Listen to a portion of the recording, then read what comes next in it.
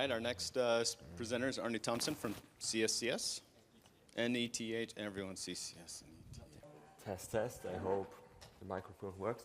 So first of all, thank you for having me. I'm only affiliated with ETH directly, not CSCS. So I'm a PhD student in the Cosmology group at ETH. And the talk I'm going to give you is a bit more domain science focused than many of the ones we've seen so far. But of course, it still contains HPC and AI.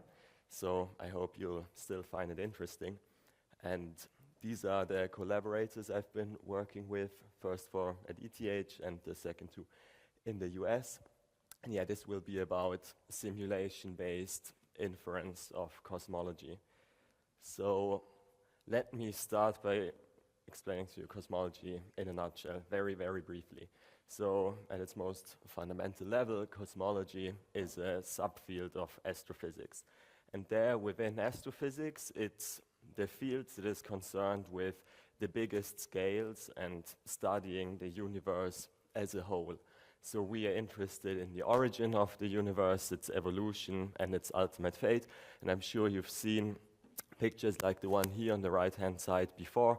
In the beginning, there was a Big Bang, followed by a very fast, rapid expansion of space that then slowed down again. And now, at a later time, we can see that that cone is curving outwards, which means that the expansion rate of the universe is actually accelerating, which came as a big surprise around 30 years ago. And in terms of the evolution of the universe, we're particularly in this project interested in structure formation. So shortly after the Big Bang, the content of the universe was more or less homogeneous. So first perturbations were already there, but these small perturbations then grew into the structure that we can see today, including galaxies and galaxy clusters and so on. So this structure formation part is what we're studying here. Now, cosmology has a standard model called lambda CDM that has an equivalent role within the field as the standard model of particle physics for particle physics. This model rests on two fundamental pillars. So one is the Big Bang and the other Einstein's theory of general relativity. And very importantly, this model predicts that at this time, the energy content of the universe is distributed like that. So only around 5% are ordinary matter, the stuff we're made out of, the Earth is made out of, the Sun is made out of, what we know. 27% is the much more mysterious dark matter, and 68% the even more mysterious dark energy that drives this expansion, this accelerating expansion of the universe that I mentioned in the beginning. Now, what we have within this model are 5 free parameters, and we're now most interested in the first two. So one, this mass fraction omega m, is the size of the blue and green pieces of the pie chart, so the overall matter content in the universe. And this sigma 8 parameter is a measure of the amplitude of the fluctuations in the matter field. So it tells us how clumped together the structures in the universe are. And what we set out to do is to improve the constraints on these parameters. So we want to measure them more precisely. And in cosmology, this means obtaining a tighter posterior distribution. So cosmology is almost always done in the framework of Bayesian statistics. Now, I just want to give you a brief idea of what this cosmic structure formation on the very large scales looks like. So this is a hydrodynamical simulation box, which started here a couple 100 million years after the Big Bang. And we see how, with time, those high-density regions, so the blue stuff we see is dark matter, clumps together more and more. The high-density regions become more high-density, and we see this emergence of structures like these bright halos, that's what they're called, and these filaments. And just for context, the simulation box is around 300 times the size of the Milky Way. So a galaxy is very small scale in cosmology. Now, this dark matter is dark. It only interacts gravitationally, not electromagnetically. So there's different ways one can measure it, and I want to show you one because I think it's quite cool. So imagine we have this scenario where we as the observer are there in green. Then there's some background galaxies, and between us and the galaxies there's some big mass, this what we call foreground. Now, in the plane in the back, assuming that all of the galaxies are spherical, we would just see a bunch of round disks.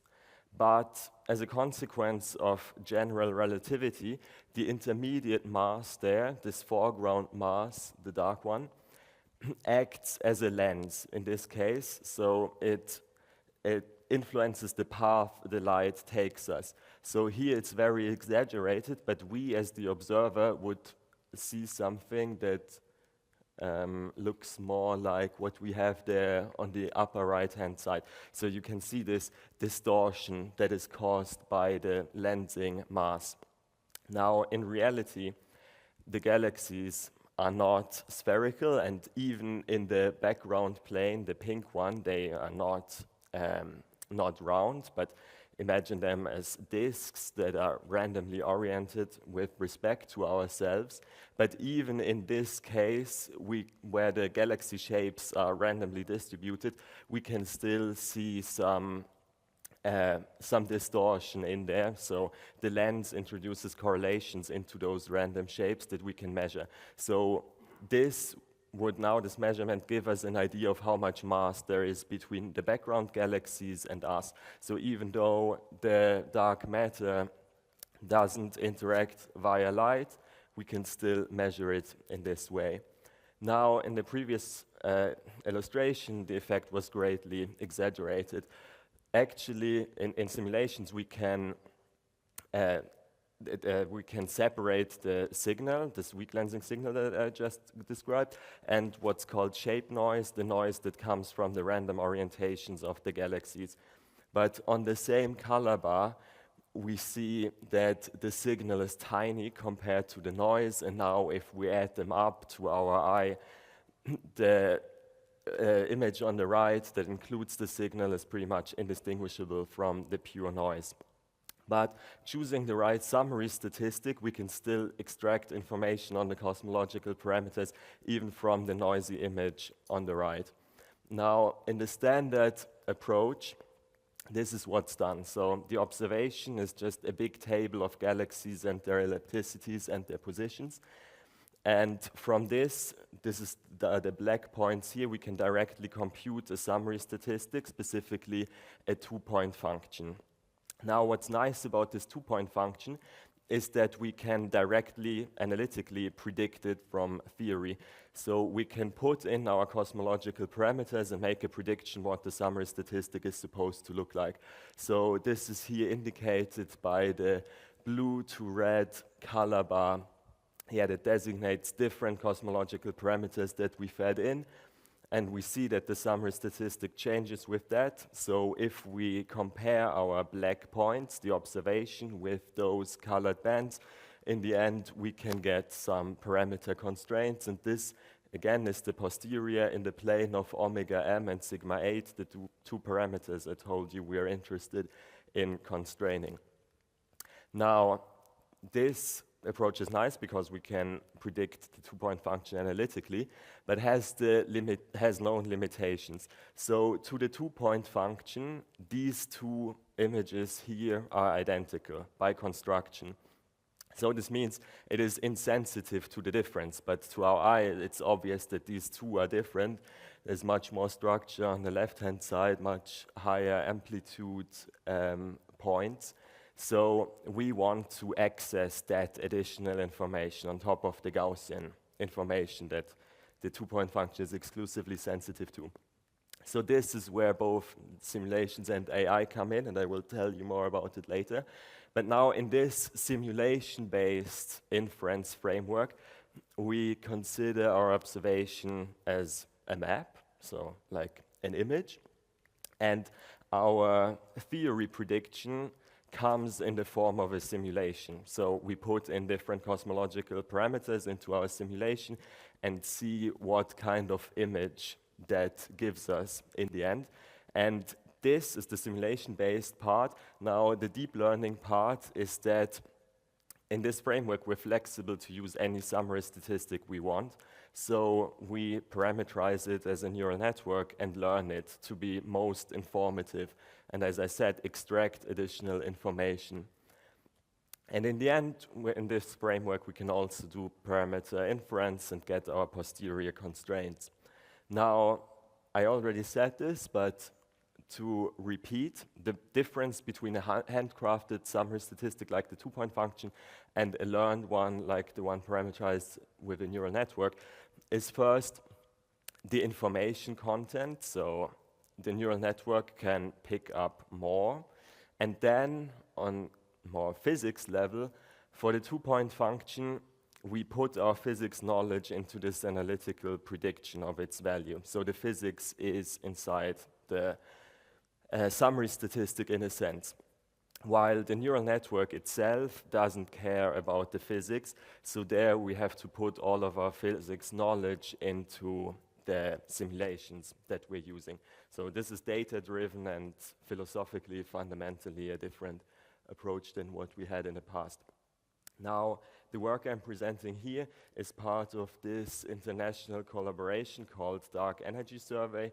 It encompasses a bunch of countries and is led by the US Department of Energy. Now, this collaboration had access to a big telescope located in the Andes and a very big digital camera, and used this to point at the sky for 6 years and measure hundreds of millions of galaxies. So it covered roughly 1/10 of the sky and roughly half of the universe deep. Now, with this observation, then in the weak lensing framework I explained in the beginning, we can get a mass map like this. So for context, what we see is a projection of the whole sky. Then this band there is the Milky Way, and the tank shape are these roughly 10% of the sky that the collaboration looked at. And what we can see is a map of the actual dark matter and overall matter content in our universe. So this isn't simulated, this is the actual measurement. And this kind of measurement, as we see it here, is constructed from the shapes of 100 million galaxies. So similar to the slide that I showed in the beginning where we had the distortion. If we take the distortion of 100 million galaxies into account, we can get something like this. Now, just as a brief side note, what's also new in this work is that we don't only consider weak lensing, but also another so-called cosmological probe, namely galaxy clustering, which is easier to interpret. Just every pixel value counts the number of galaxies contained in that pixel, and yet this has a physics motivation. We hope to get even tighter constraints out of this combination. But now let's go through the simulation-based inference framework we employ step by step. So first we need the forward model. And this forward model is built on simulations. And this is probably the part of this that was most HPC intensive and was run at CSCS actually. So what we like to have are these dark matter only and body simulations. But then it's important that we don't need a single one of them or something. We need a large number of different simulations run at different points in cosmological parameter space. So this was done as part of a production run here at CSCS called Measuring Dark Energy with Deep Learning. And for my group, this was the biggest HPC undertaking ever, producing in the end more than 200 terabytes of output and consuming around 750,000 GPU hours on day. But as I said, this is not one simulation, but a simulation suite. So every blue and pink point here on the right-hand side is a point in parameter space that we sampled, where we can again recognize the omega m and sigma 8 parameters, plus a bunch of additional ones. So there's 2,500 such points, and one special cosmology denoted by a star that we call fiducial. This is our best guess and plays a special role in some analysis steps. Now then, those are the raw simulations. We need to make them look as what the telescope observes, and the details of this don't matter. Just on the left, we put in a full sky simulation that is idealized, and on the right, we get this familiar tank-shaped footprint that hopefully models the actual observation as best as possible. But of course, for different cosmological parameters, which we know because we put them into the simulation. Now, running this step, so this forward modeling step, taking the raw simulation and making it look like our observation, is a small, modest HPC task, which we do on Euler, and thankfully very easily, trivially parallelizable about the different grid points.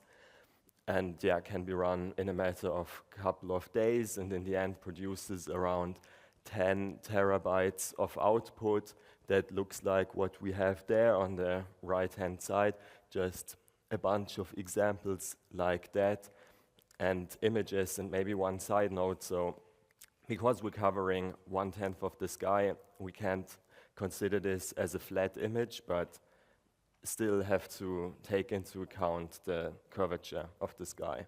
So more on that later too in this part.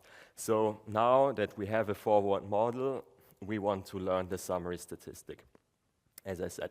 So what do we do there? First, what do I mean by summary statistic?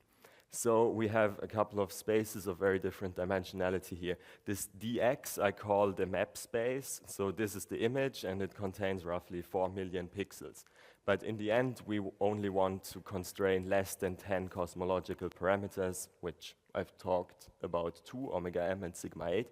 So a summary should be close in dimensionality to the number of parameters we want to constrain, just to make our lives easier later on in the inference step, and ideally still contain all of the information on the cosmological parameters.